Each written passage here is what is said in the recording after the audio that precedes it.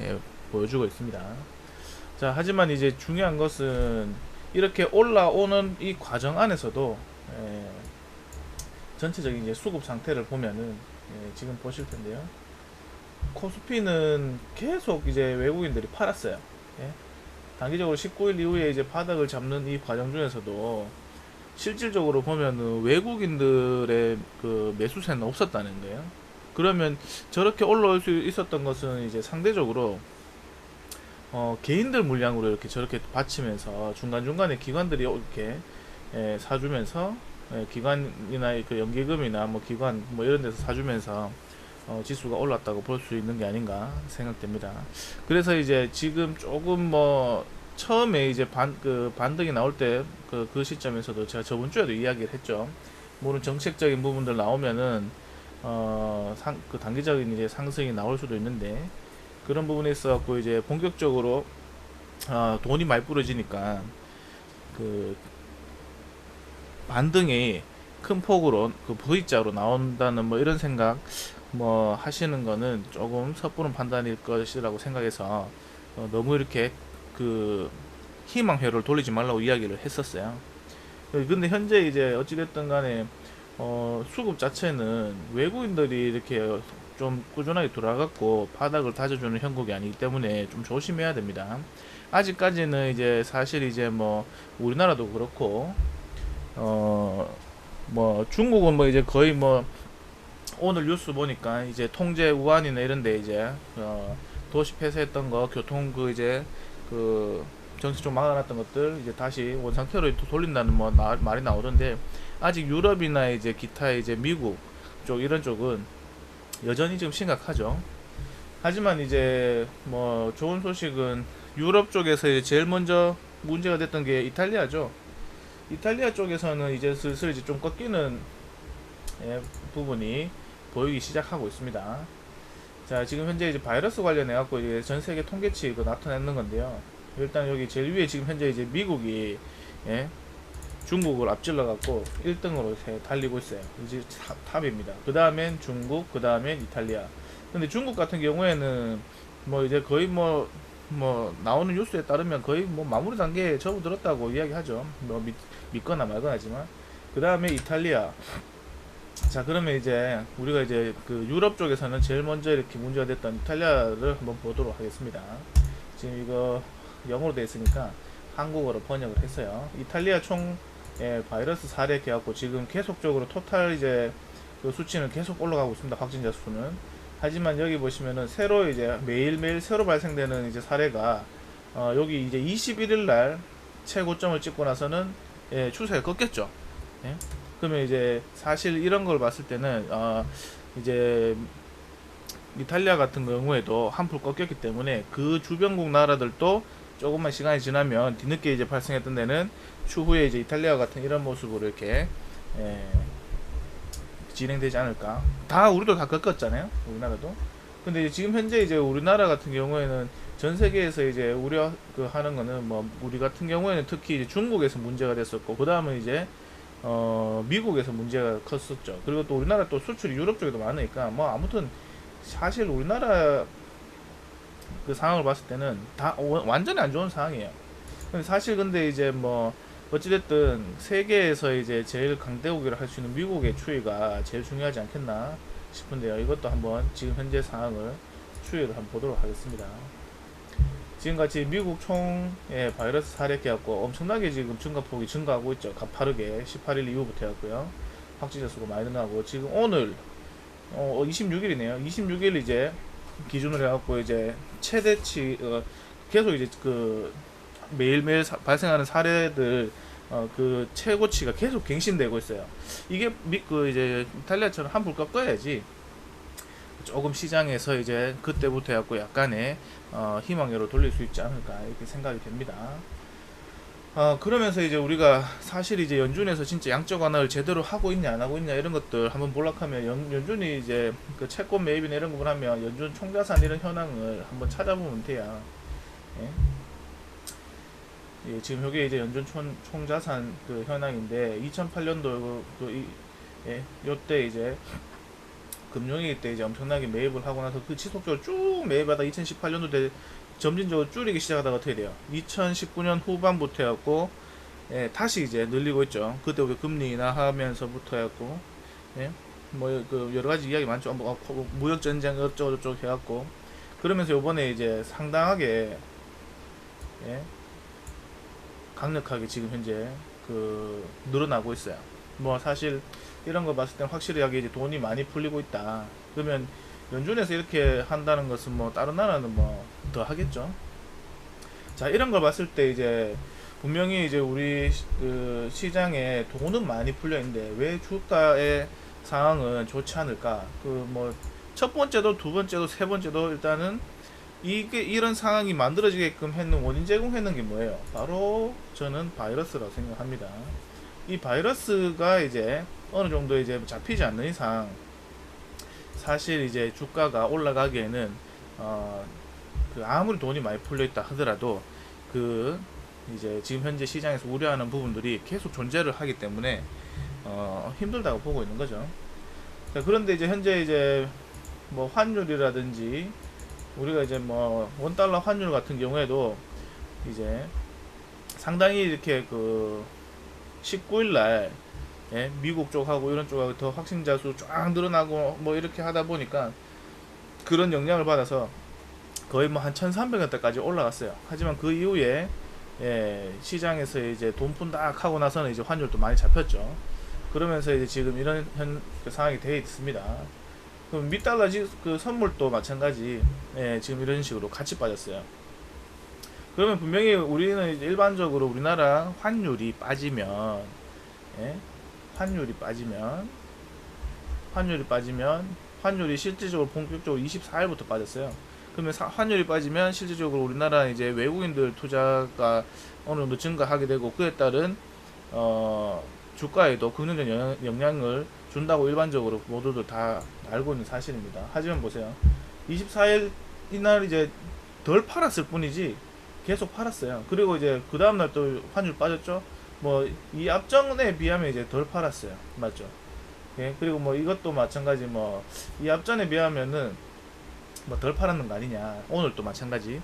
예, 그러니까 이제 지금 현재 우리 이제 지수가 이렇게 올라 있었던 것은 상대적으로 미국의 매도세 외국인들의 이제 매도세가 약하 그 앞전보다는 약했기 때문에 우리 개인들하고 기관들의 이런 수급 상태에서 그 지금과 같은 이렇게 상승이 나올 수도 있었는 상황이 되었다고 보시면 되겠죠.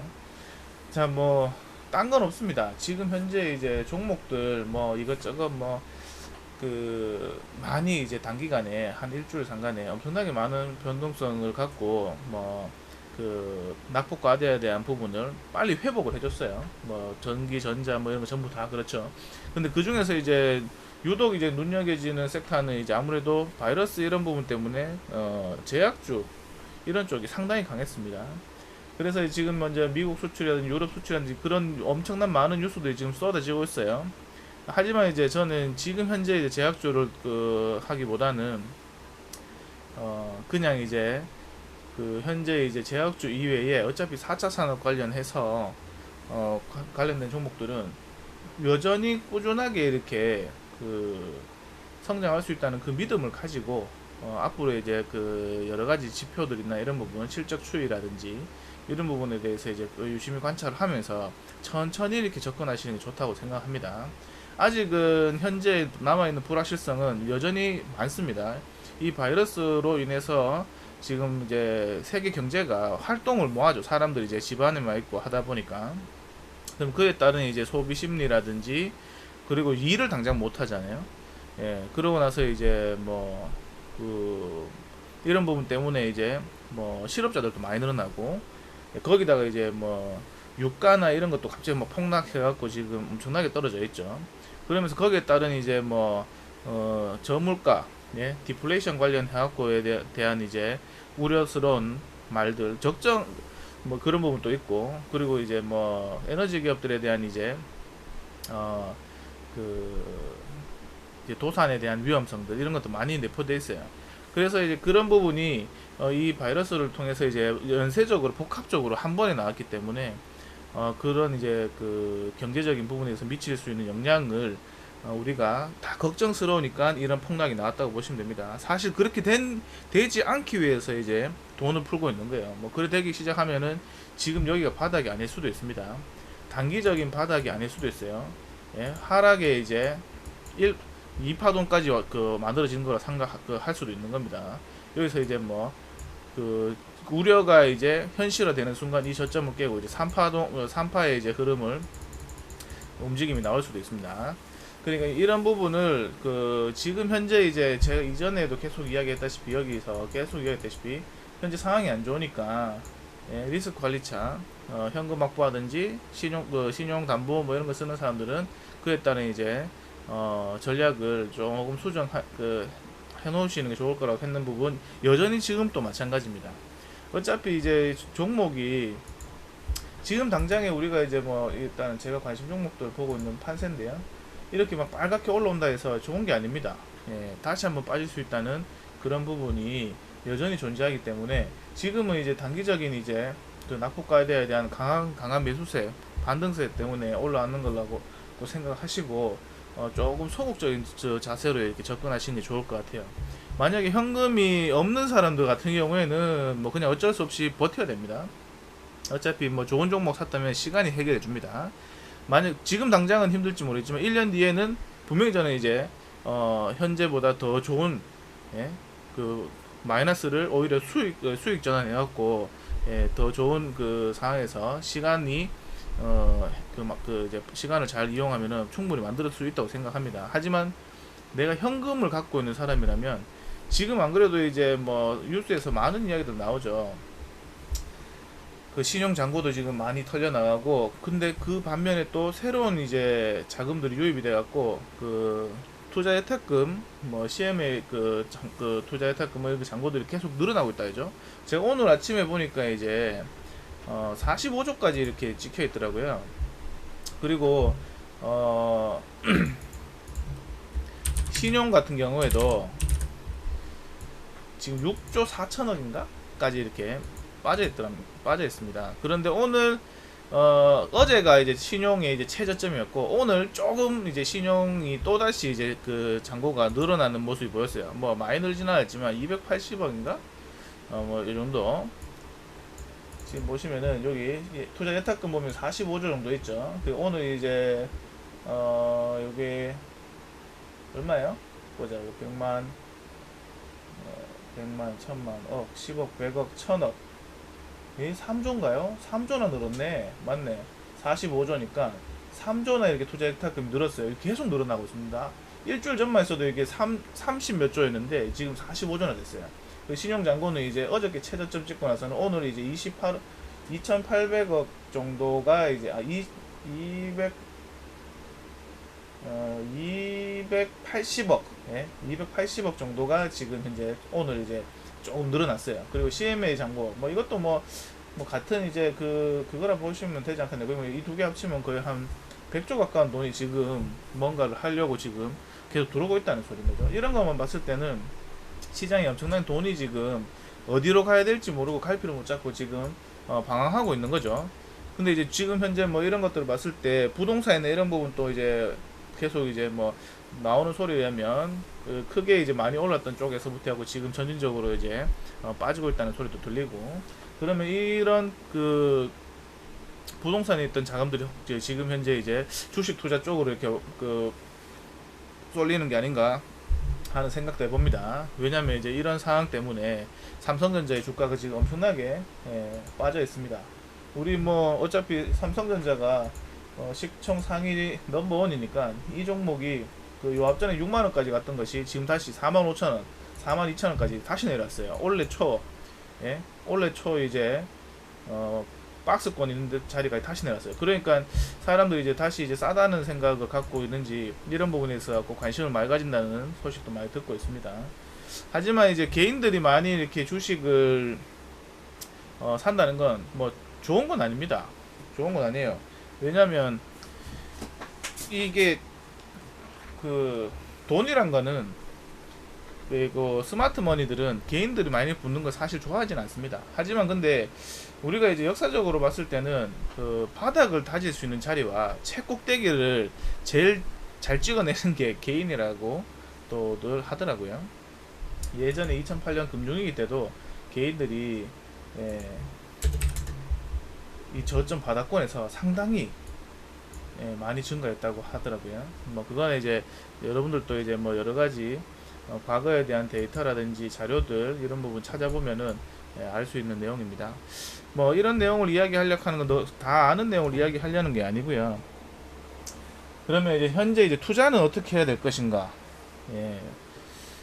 뭐 조금 시간을 제가 볼 때는 어찌됐든 계속 똑같은 말 합니다. 미국에서 이제 추이가 꺾일 때쯤 되면 그때부터 이제 진짜 투자 타이밍이 아닌가 그렇게 됩니다. 그렇게 생각합니다. 지금은 돈이 많이 풀려 있다고 하지만 여기에 이제 많이 풀려 있는 돈에 대해서 이제 한번 역으로 생각해 보면 얼만큼 기업들에 대한 이제 신용도가 이런 바이러스로 인해서 사람들의 생활이나 일하지 못하는 이런 환경적인 부분을 만들었는데 이거에 따른 기업 신용도나 이런 부분 실적을 못 만들어내고 안 좋아지면 이런 게 장기화될 수 있다는 그런 계속 이제 안 좋은 소식만 나온다면은 모든 기업들이 좋아질 수가 없어요. 그에 따른 신용도에 대한 부분에 대해서 리스크가 계속 존재한다는 거죠. 그게 해소되기 전까지는 어떻게 돼요? 예, 지금 이런 상황이 단기간에 빨리 회복될 수 있다고 생각하시면 안 됩니다. 돈이 풀려 있는 건 인정해야 됩니다. 하지만 그 돈이 풀려 있을 때 이것들이 본격적으로 치워갈 수 있는 타이밍은 언제일까? 이거에 대해서 이제 계속 짚어야 되는 거예요. 그건 뭐냐?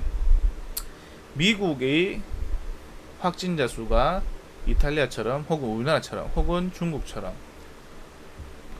그 확진자 수 추이가 꺾이는 그 시점을 우리는 그 본격적인 상승의 출발점이라고 생각합니다. 저는 그렇게 생각하고 있으니까 여러분들도 그런 부분을 계속 유심히 지켜보시기 바랍니다. 그리고 앞으로는 분명히 계속적으로 이제 더 안 좋은 이야기가 나올 거예요. 분명히 이제 그 기업들의 신용 그 부분에 대해서 계속적으로 나올 겁니다. 안 그래도 뭐 어젠가 오늘 또 그런 이야기 나오는데 뭐 어떤 그 뭐 우리나라도 그렇고 해외 뭐 어떤 나라도 그렇고 소프트뱅크도 그렇고 뭐 이런 부분 나오잖아요. 뭐 신용도 뭐 하락이니 많이 뭐 좀 이런 이야기들 그런 부분이 계속 나올 거예요. 그럼 우리나라도 마찬가지입니다. 네? 신용위기 계속 오고 그러면 이제 어떻게 돼요? 기업들에 대한 그런 부분 불안 요소가 계속 그 증가할 거기 때문에 외국인들이 이렇게 빠지는 것에 대해서는 충분히 이해가 갑니다. 왜? 우리나라에 전 세계적으로 그 미달러가 위험 자산 그 안전 자산 중에서는 최고입니다. 최고. 그러면 어떻게 돼요? 사람들이 이런 위험 요소가 해소되기 전까지는 사람들의 특성은 누구나 똑같다 생각합니다. 내가 종목을 갖고 있으면 불안하지만 현금을 갖고 있는 사람은 마음이 엄청나게 편할 거예요. 그런 심리가 아니겠습니까? 암만 뭐 대형 뭐 투자 회사든 뭐 우리나라에 뭐 유명한 투자 회사든 외국계 유명한 투자 회사든 거기 다 사람들이 있는 거예요. 예? 리스크를 안고 이제 투자하려고 한 사람은 잘 없습니다. 예, 리스크가 없을 때 약간의 이제 일시적인 돌발적인 리스크는 이제 투자의 그 매수의 그걸 그 타이밍으로 잡을 수 있겠지만 이거는 지금 현재 어떻게 됐어요? 어찌됐든 간에 이제 단기간이 아니라 중기 뭐 장기까지는 아니지만 중기적인 부분에서 갖고는 지금 현재 문제가 되고 있죠. 중국도 이제 작년 12월 달부터 해갖고 지금까지 이렇게 코로나 이제 뭐 거의 뭐 이제 그 끝나는 식으로 이야기하는 지금 현재가 언제예요? 지금 12월 달부터 하면 지금 3월 달 말인 거예요. 그럼 거의 뭐 3.5개월 정도의 시간이 걸렸다는 거죠. 그럼 평균치로 생각해 보시면 됩니다. 우리도 12월 달, 1월 달쯤에 뭐 한 명, 두 명 뭐 이렇게 조금씩 늘어나다가 갑자기 2월 달부터 해갖고 폭발적으로 늘어났잖아요. 근데 우리는 대처가 빨라서 이렇게 뭐 하는데 이게 우리도 중국의 경우로 봤을 때는 한 3, 4개월 하면 우리도 한 4월 달까지는 생각하셔야 되는 거죠. 그때쯤 되면 우리도 이제 어느 정도 수습이 되지 않을까. 뭐 재차 뭐 더 크게 확산되지 않으면 그러면 미국이나 이탈리아 이런 경우에는 이제 시작했잖아요. 예, 그러면 이제 시작했으니까 앞으로 한 최소 못해도 우리나라 같이 빨리빨리 이렇게 찾아다니면서 이렇게 방역을 하고 뭐 찾아내고 하면은 빨리 이렇게 한 달 만에 혹은 보름 만에도 잡아낼 수 있겠죠. 그렇지 않고서는 어떻게 돼요? 중국의 상황을 봤을 때는 한 4개월 정도는 생각을 해야 되는 거죠. 그러면은 뭐 이런 부분이 평균적으로 우리나라랑 중국을 따져봤을 때는 2에서 4개월 정도라 생각했을 때 빨리 잘 대처하면 2개월 정도 되는 거고, 2개월에 3개월 정도 되는 거고, 늦게 대처하면 3에서 4개월 혹은 5개월까지 갈 수 있다고 생각하면, 그에 따른 이제 그 시장의 그 리스크는 시간이 길어지면 길어질수록 더 증가한다고 생각하셔야 됩니다. 그래서 미국의 확진자 추이 이런 부분 잘 지켜보시면서 투자는 조금 소극적으로 지금 접근하시는 게 좋을 것 같습니다. 예, 급하지 않습니다. 돈 있으면은 확인하고 확실하게 추세를 만드는 상황에 들어가도 어차피 그 수익은 낼 수 있습니다. 하지만 저점을 채바닥을 잡으려고 투자를 한다면은 도박을 하시는 거예요. 예, 이왕이면 확률로 높은 게임을 해야지, 확률이 희박한 데서, 예, 안 그래도 주식시장은 확률이, 내가 수익 내는 확률이 많지는 않습니다. 뭐 쉽게 말하면 위든 아래든 둘 중에 한 개를 찍으면 5대5지만, 근데 사실 이제 이 움직임이 너무 단순하게 움직이는 게 아니죠. 여러 가지 이제 대내 악재 그 상황들을, 시장 상황들 이런 부분들 다 반영하기 때문에 그런 확률을 5대5라고 사실 생각하기는 힘듭니다. 그렇기 때문에 내가 조금 더 안정적으로 이렇게 시장을 바라보고 읽어낼 수 있는, 추리할 수 있는 그 상황이 오기 전까지는 조금 소극적으로 하셔야 됩니다. 만약에 이제 지금 처음 이제 시작하려는 분들은 저는 전에도 말했다시피 소액으로 조금씩 사 모으는 건 상관없다고 생각합니다. 예? 근데 이제 한 번에 몰빵한다 이런 건 위험한 생각이니까, 예, 잘 참고하시기 바라고요. 아무튼 뭐 3월달도 다 갔고요. 이제 중요한 건 이제 4월 이제 한 중순쯤 되면 미국에서도 이제 어느 정도 추이가 나올 거라 생각합니다. 거기서는 이제 최대치를 찍고 나서 꺾이는 시점이 그 정도 되지 않을까. 뭐 시장에서도 그렇게 보고 있는 부분이 있으니까 우리도 한번 잘 지켜보자고요. 예, 저도 계속 잘 지켜보고 있는 중이고, 뭐 다들 힘내십시오. 예, 뭐 지금 이런 말 한다 해갖고 뭐 위로가 되진 않을 겁니다. 하지만 섣부른 판단으로 이제 감정적으로 치우쳤을 때는, 오히려 이제 이런 시장에서는 지금 현재로서는 그 수익보다는 손실이 더 나기 쉽다는 거, 예, 잘 아실 거라 생각하고 오늘 영상은 여기서 마치도록 하겠습니다. 안녕.